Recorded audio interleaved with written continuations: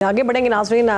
Lahore high court ने Punjab property ownership ordinance के खिलाफ दरखास्त पर समाअत करते हुए इस पर अमल दरामद रोक दिया है और अदालत ने ऑर्डिनेंस के तहत दिए गए कब्जों को वापस करने का भी हुक्म जारी किया है। अदालत ने फुल बेंच बनाने की सिफारिश भी की ताकि तमाम एतराज़ात का मुनासिब जायज़ा लिया जा सके। चीफ जस्टिस आलिया नीलम ने अदालत में सवाल किया कि डीसीज़ को इतने इख्तियारात देना कानूनी तौर पर दुरुस्त नहीं है। उन्होंने मज़ीद कहा कि कानून सिविल अदालतों और अदालती सुप्रीमेसी को ख़त्म करने की कोशिश करता है। अदालत ने वाज़े किया कि डीसीज़ के जानिब से कब्ज़े देने के अमल में जाली दस्तावेज़ात और धमकियाँ इस्तेमाल की जा रही हैं और इससे शहरी हकूक़ मुतासिर हो रहे हैं।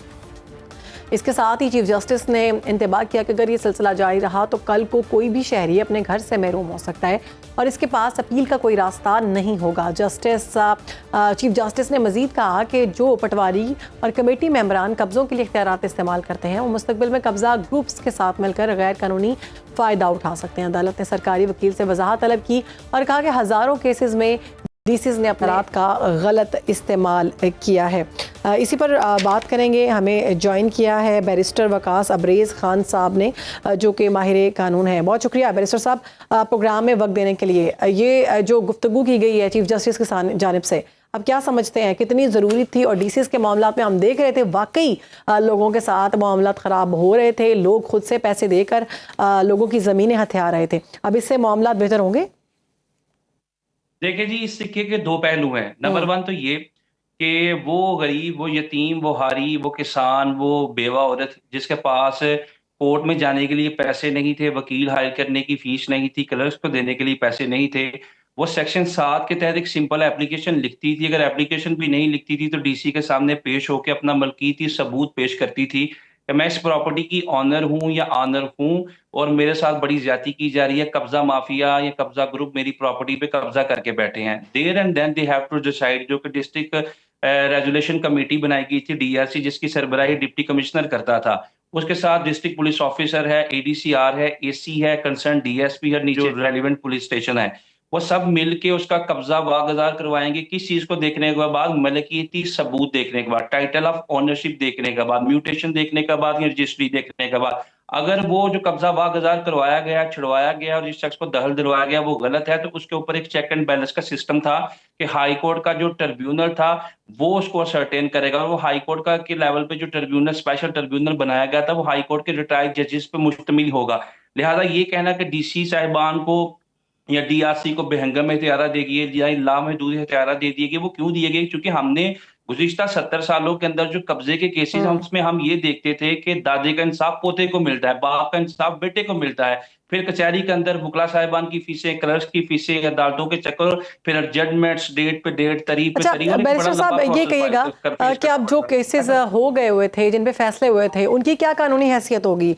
और ऑर्डिनेंस अगर बरकरार रहता है तो आम शहरियों के लिए क्या खतरात पैदा हो सकते हैं?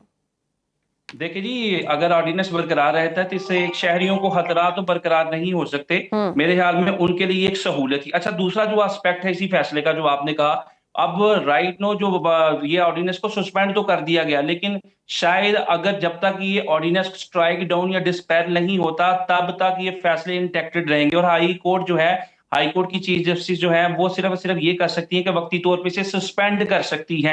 क्योंकि हमारी फेडरल कॉन्स्टिट्यूशन कोड इस वक्त बन चुकी है जो 27वीं आईनी तरमीम को पास होने के बाद बनाई गई है, और उसमें यह भी लिखा गया था हाई कोर्ट के अंदर जो भी कॉन्स्टिट्यूशनल मैटर डिसाइड किया जाएगा वो कॉन्स्टिट्यूशनल बेंच करेगा। जिस तरह सुप्रीम कोर्ट अब कॉन्स्टिट्यूशनल मैटर को नहीं दे सकता, फेडरल कॉन्स्टिट्यूशनल कोर्ट देखेगी जो वफाक में बैठी है। इसी तरह हाई कोर्ट में आर्टिकल 202 जो कि 27वीं तरमीम के बाद जिसमें अमेंडमेंट की गई है, उसके तहत चीफ जस्टिस साहिबा ने एक कॉन्स्टिट्यूशनल कोर्ट बनानी है, ये कॉन्स्टिट्यूशनल बेंच बनाना जो इसकी सुनवाई करे, जो कि इन्होंने रिकमेंड भी कर दिया। लेकिन वक्ती तौर पे वो सारी की सारी जमीनें जो वागुजार करवाई गई थी, असल हकदार को दी गई थी, वो वापस नहीं होंगी। और दूसरी इंपॉर्टेंट चीज ये है, अब आइंदा आने वाले वक्त में ये भी देखना पड़ेगा कि अगर इनके इख्तियारात लामहदूद थे या लामुतनाही थे तो उसके अंदर कौन सी चेंजेस की जा सकती हैं। बैरिस्टर साहब, क्या डीसीज को जमीनों पर कब्जा देने जैसे इख्तियारात देना आईने पाकिस्तान के तहत बुनियादी शहरी हकूक की अगर हम बात करें तो हक के मिल्कियत की खिलाफ वर्जी शुमार हो सकता है? देखिए जी, हक़ मल्क आइन के अंदर आर्टिकल 23 और 24 मौजूद है, जो एक पर्सन की प्रॉपर्टी को प्रोटेक्ट करना ये रियासत की बुनियादी जिम्मेदारी है। और ये जो कानून बनाया गया है ये रियासत की तरफ से ही बनाया गया, ये एक प्रोविंशियल असेंबली ने बनाया गया। इसमें लीगल डिबेट ये है कि क्या ये कानून हाई कोर्ट सस्पेंड कर सकती थी या मुकम्मल तौर पे स्ट्राइक डाउन कर सकती, सस्पेंड तो कर सकती है, लेकिन मुकम्मल तौर पे इसको स्ट्राइक डाउन कौन कर सकता है? फेडरल कॉन्स्टिट्यूशनल कोर्ट कर सकता है, जिसको आईने पाकिस्तान के तहत 27वीं आईनी तरमीम के पास होने के बाद ये जिम्मेदारी दे दी गई है कि आइन में जहां पे भी फंडामेंटल राइट्स की बात होगी या आइन के बुनियादी स्ट्रक्चर या स्केलेटन की बात होगी, जहां पे भी जुडिशियल रिव्यू की बात होगी, that would be exercised by the federal constitution court. अगर हाई कोर्ट की सतह पे किया जाएगा तो हाई कोर्ट के अंदर कॉन्स्टिट्यूशनल ठीक बेंच करेगा। ये ठीक है फैसला तो कर दिया गया, वक्ती तौर पे इसका नफाज रोक दिया गया। अब कल से जो डेली बेसिस पे डीआरसी के कमेटी के जो जितने भी प्रॉपर तरीके से इनकी सिटिंग होती थी वो नहीं होगी, ये वक्ती तौर पे रोक ठीक दिया है, गया। वक्ती लेकिन तौर जो पर इस चूंकि सबको हाई रोक कोर्ट दिया की गया है। चीफ बहुत जस्टिस शुक्रिया। साहिबा ने बैरिस्टर वकास तबरेज़ खान मौजूद थे और इस अहम इशू के हवाले से बता रहे थे।